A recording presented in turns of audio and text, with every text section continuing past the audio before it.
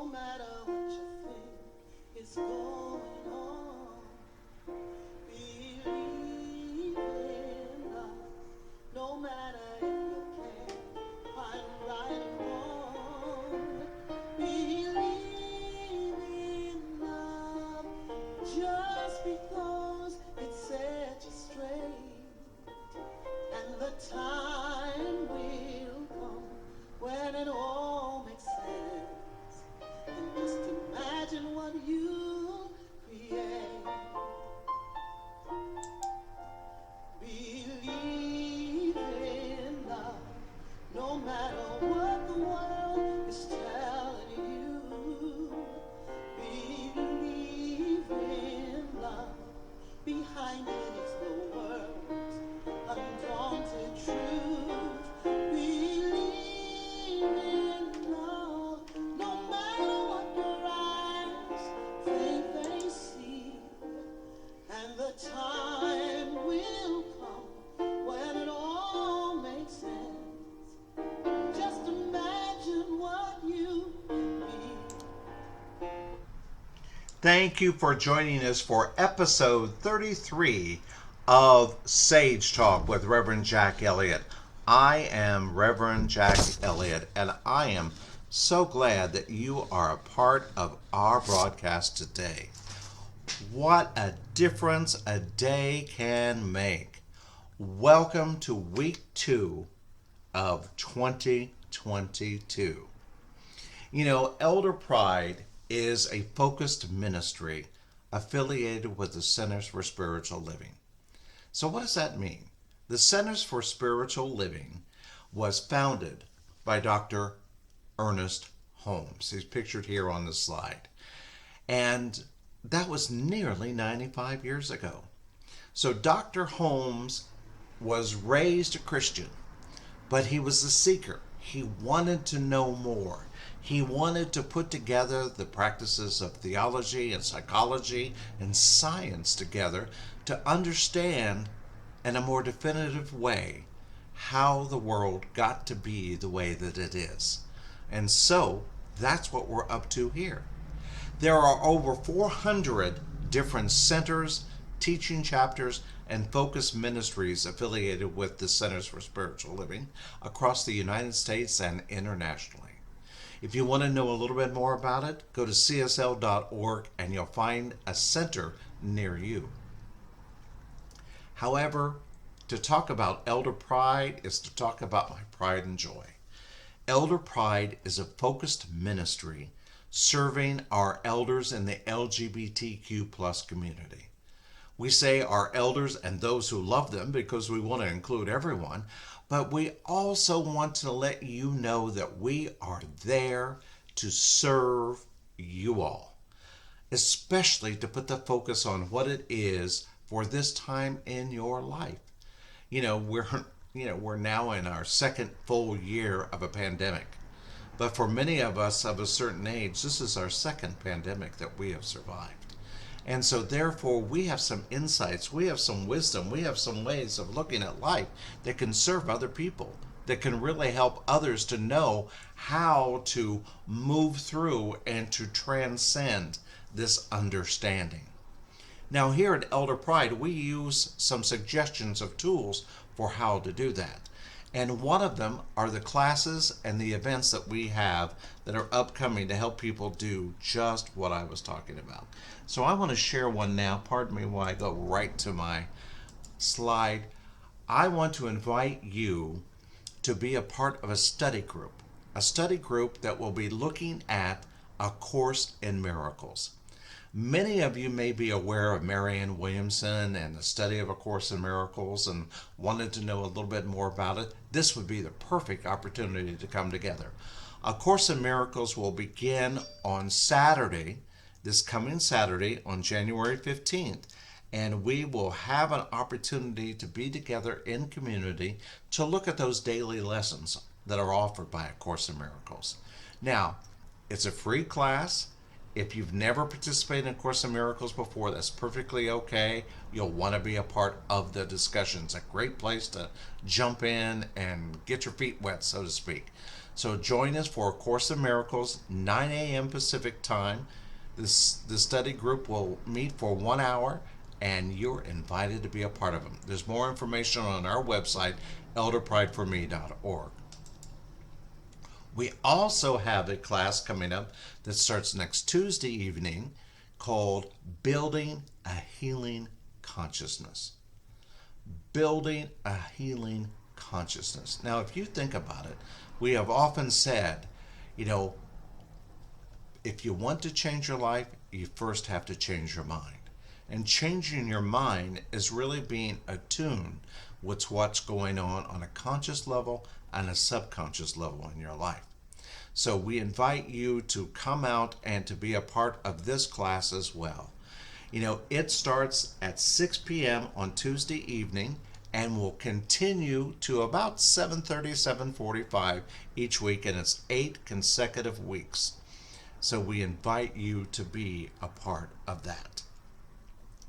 The other thing that I want you to know is that we are available across all social media platforms. You can find us on Facebook, you can find us on Twitter, you can find us on TikTok, you can find us on Instagram, you can find us on YouTube. Most frequently, our handle is Elder Pride for Me across all social platforms. At Instagram, it's Reverend Jack at Elder Pride for Me. And if you want to find us on our YouTube channel, you can do a search for Elder Pride Incorporated to find us. But I invite you to go out and see what's available. Now, you can get links to all of these platforms by visiting our website at elderprideforme.org. Now, each week, we would be remiss if we didn't start out with some values that we have adopted as guiding principles that we live by here at Elder Pride. Don Miguel Ruiz came together and created the 4 agreements. Later, in collaboration with his son, they added the 5th agreement. But we have taken those 5 agreements and made them affirmations that we live by and that we honor here at Elder Pride. The first is, I am impeccable with my word. I do not take anything personally. I do not make assumptions. I do my best always. I listen and I discern. That's what we're up to here at Elder Pride. And I want to invite you to take a look. I'm going to leave these principles up as you contemplate and study this time in your life. If you're like me, and as I mentioned earlier, this COVID-19 pandemic is my second pandemic. My first pandemic was the AIDS epidemic.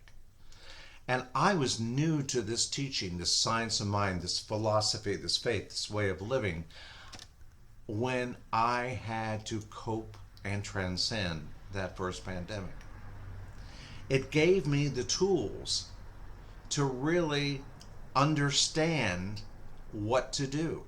In fact, my whole ministry was born out of many of my brothers and sisters that were dealing with the AIDS pandemic being shunned or kicked out of their religious churches that they grew up in, or the religious traditions that they grew up in or were celebrated by their family.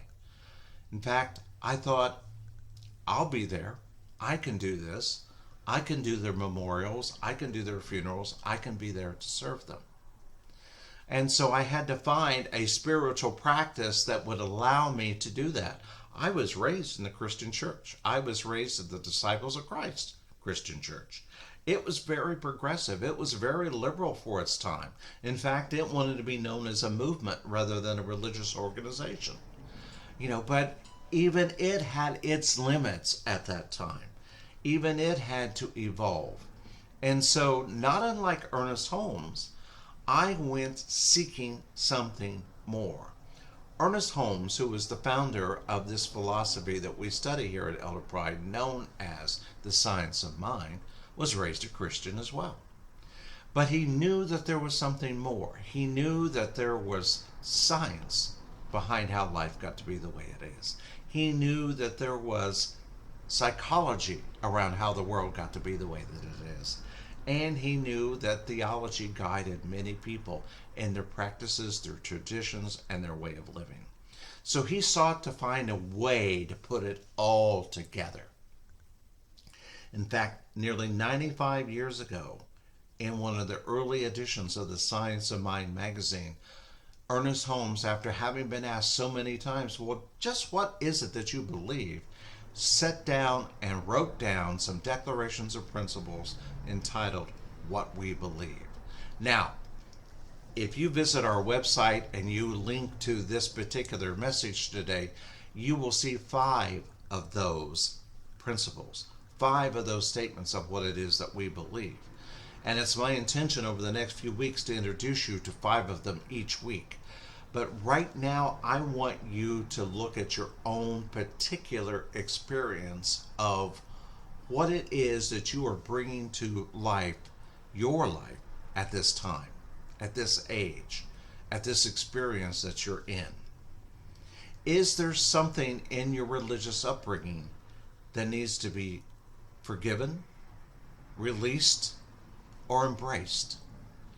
Now, one of those guiding principles that Ernest Holmes talks about that you'll see in this week's study is that we are all individualized spirit.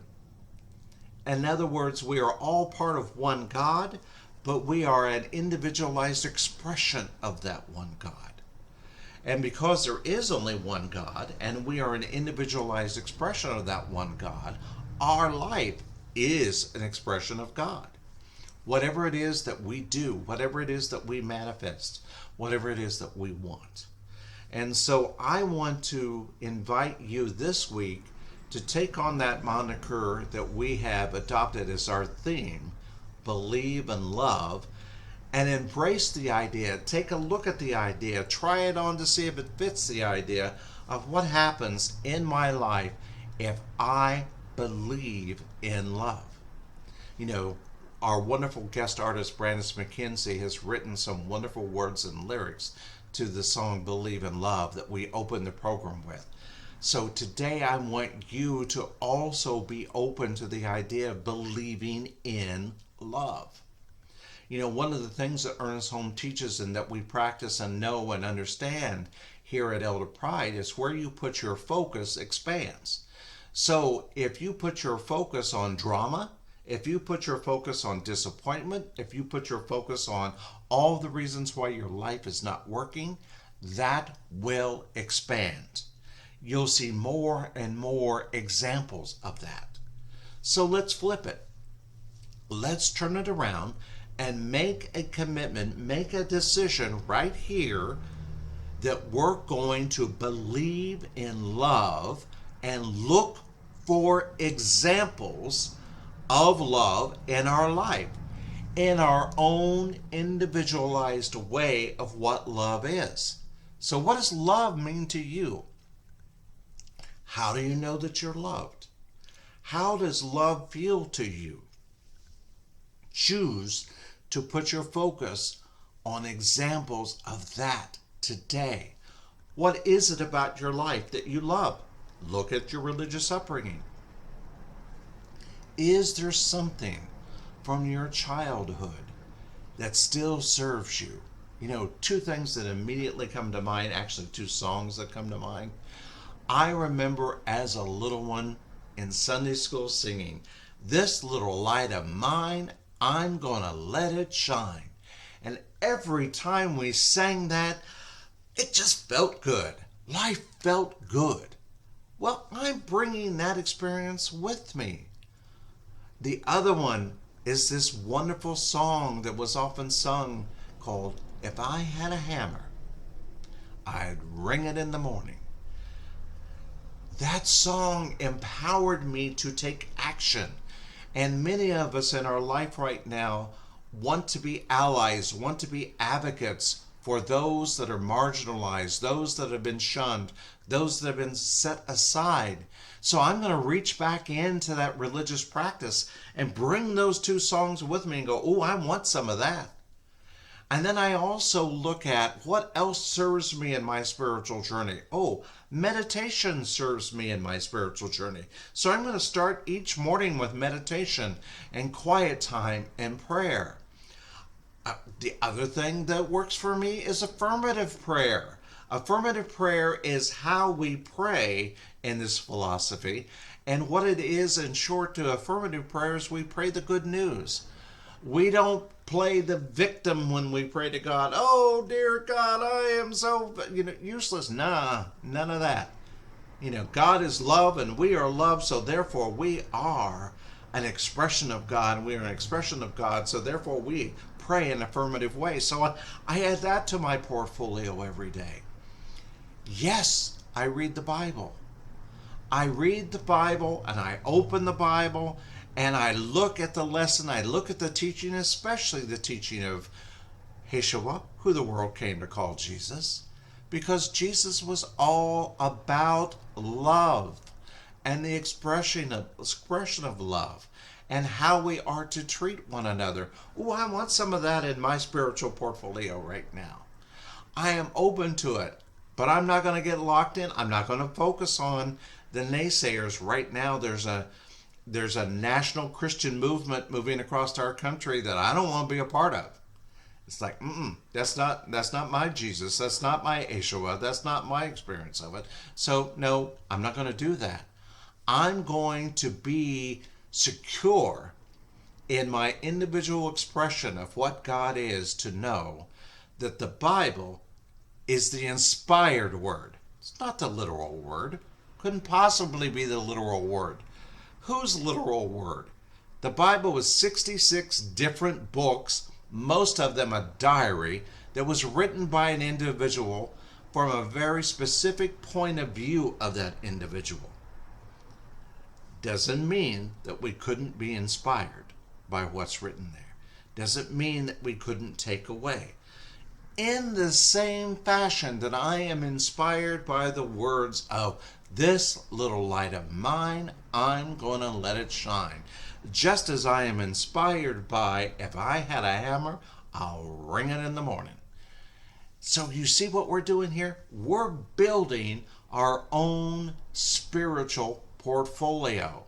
We're taking and choosing. We're taking dominion over our life. We teach the levels of consciousness here, and that first level of consciousness is life happens to me. We need to walk away from religious practices where we are further marginalized, where we are shunned, where we are made to feel bad and wrong, and let that go and take dominion. And surround ourselves by those spiritual practices that serve us, that make me feel empowered, that make me feel better, that make me feel good, that make me feel more connected with God, and to remind me that God is love. So that's the invitation. That's the opportunity of what we're up to here. I hope you're willing to pray and play and be an active part of Elder Pride Incorporated. I'm hoping that you will come out and take the Course in Miracles study group. I hope that you'll come out and take the class Building a Healthy Consciousness, or Healing Consciousness rather, so that you can move from where you are to where you want to be in life. That you have a deeper understanding of how your world got to be the way that it is, so that you can transform that, so that you can transcend that, so that you can move up and do even more in your life. That's the invitation. That's what we're up to. I want to invite you to really become engaged. Again, it's easy. All you have to do is remember those 5 agreements. We'll work through them. Not to take anything personally, to be impeccable with your word, not to make assumptions, to do your best always, and to listen and discern. Spirit is whispering to you right here, right now. And I want you to know that Spirit is whispering to you. And so with that, we're going to conclude with our prayer for today. And our prayer is to believe in love. God is love. And if that is the truth of God, that is the truth of each and every one of us. And I accept that truth as my truth. Love is the faith that sustains me. Love is the word that guides me. Love is the path that I travel. I release anything that is unlike love, knowing that when I do, all is well. I give thanks for this understanding, for this wisdom, for this understanding that God is love. And I know that love is love is love is the world that I want to be a part of. And so it is. Thank you, everyone, for being a part of today's wonderful opportunity that we call Sage Talk and being together in community. I want to thank Miss Brandis McKenzie one more time for bringing our wonderful message together and giving us our theme for this year, as in believe in love.